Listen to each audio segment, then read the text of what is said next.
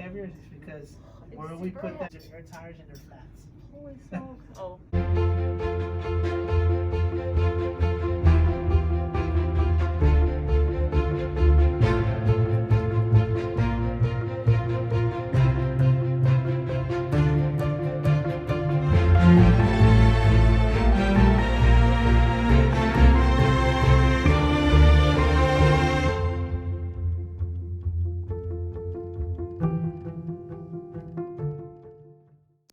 Hey there, you guys. I wanted to pick up the camera for a second. It's kind of vlog style, I guess, and address something that I just read on Instagram. It said, "Stop telling chronically ill people that it could be worse."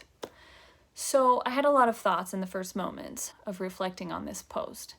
And it really made me acknowledge how often in my own life, well-meaning people think they're being helpful and they offer lazy, uninformed, ignorant statements or advice or words that they believe to be comforting that cause me pain or at least cause me distress of some kind.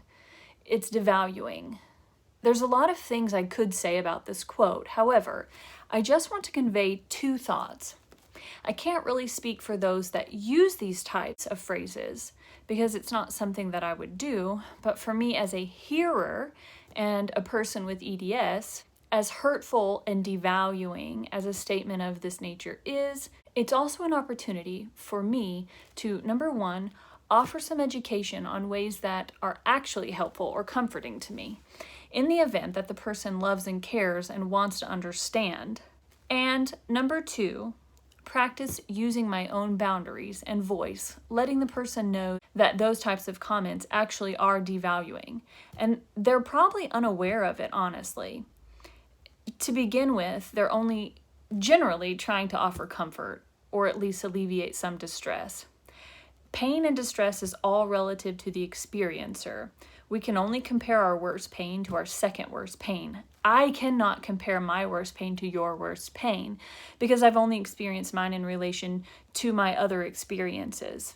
I'm not sure if that makes sense. That's kind of a mouthful. I cannot share my experience with a chronic illness with someone else other than by expression. So my experience with Ehlers Danlos is unlike others with EDS, but we can relate. But I can't really share that with someone who can't relate as far as chronic illness, other than verbally expressing it or them being in my life and seeing how it affects. I can't share how it feels physically or emotionally to have my symptoms, so the person can only understand in a limited way. Most people truly are only able to compare my physical limitations or your physical limitations to those moments where they have been physically limited, such as maybe they've had the flu or a broken leg, where I'm not comparing chronic illness to the flu or a broken leg. We only can understand or use our own perspectives to understand each other. It's just a thought.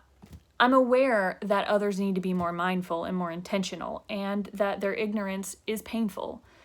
The way they communicate is really due to a lack of understanding, and maybe due to a lack of trying to understand. But we have an opportunity to educate them and help them along the way. It takes a lot of energy from us to do more. We're already holding ourselves together, but we have to advocate for ourselves, and this is part of it. So many people make dumb comments because they're just ignorant and don't realize their comments are not helpful when their intentions are to be helpful and comforting. So in our limited capacity or our exasperated capacity, we still have to use our own patience. Maybe we can look at their intentions instead of their ignorance. I think that might offer a helpful change of perspective or a helpful change of view that can in turn maybe provide us with more grace for others. Here's another thought. Since we were talking about things people say when they're uninformed or they just don't know that they're saying something that's not helpful, sometimes people also, and I just want to say this so that you guys can relate or I can relate to you, but sometimes people think that because I'm smiling or because I'm having a good time or appear to be having a good time, that I must feel better or I must feel great. And the reality is, I think I have varying levels of feeling badly. And I just try to tolerate them in a way that allows me to continue to live some form of normalcy and have quality of life and enjoy when I'm out.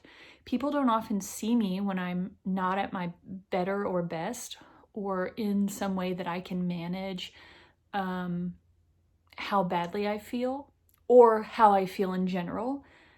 So it's all kind of relative again to my experience. So maybe maybe I am not feeling well enough to go bowling, but I definitely feel well enough to sit at a coffee shop. And I do a lot of socializing at coffee shops because it's low energy and the most energy spent is on engaging with another person. I'm sure some of you can relate to this, but ironically, something that costs more of my energy and capacity are phone calls rather than actually sitting with someone in a coffee shop. The most taxing part of sitting at a coffee shop is the actual sitting up, traveling to and traveling from, but also the like sitting up part. I don't want to lay down, but a lot of times it's sitting in one place, sitting up, engaging. There's a lot more to that than just relaxing and being there. So just some thoughts. Another thing I was thinking about is being asked if we're better yet. I don't know about you, but I am asked pretty often when I'm seen out, are you better yet? Or you must be better since you're out. And I think the idea that a chronic illness doesn't get better doesn't quite sink in. Let me know in the comments, do you have this happen? Or what are some things that people say to you that really don't make any sense? Or maybe just let you know that they don't quite understand your chronic illness or what you're going through.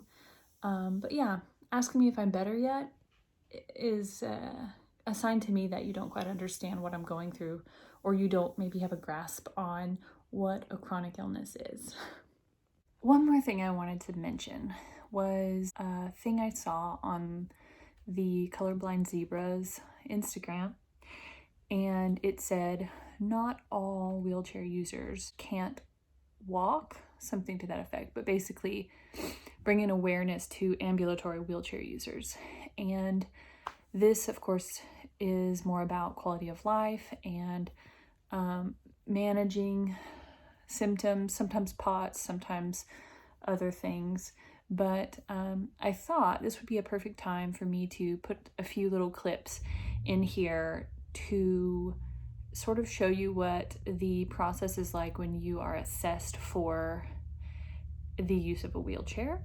I didn't do the whole thing, but I thought putting those clips right here would kind of just be a nice interjection. So you'll be able to see a little bit of the process. This was my second trip up there to be evaluated at a different location.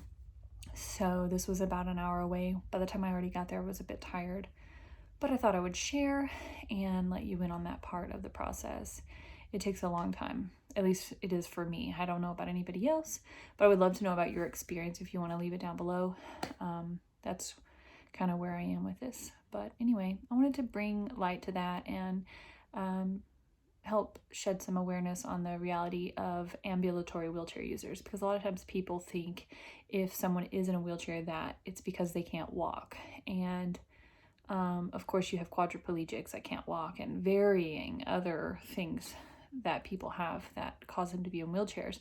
But I think this is something that people don't realize, that sometimes it's even a heart condition or something that has nothing to do with their legs that have them in wheelchairs. So I wanted to be able to bring you little bits of this journey and experience that maybe you haven't seen, or maybe you are inevitably headed toward that process and you might see or be curious about. So I hope you enjoy.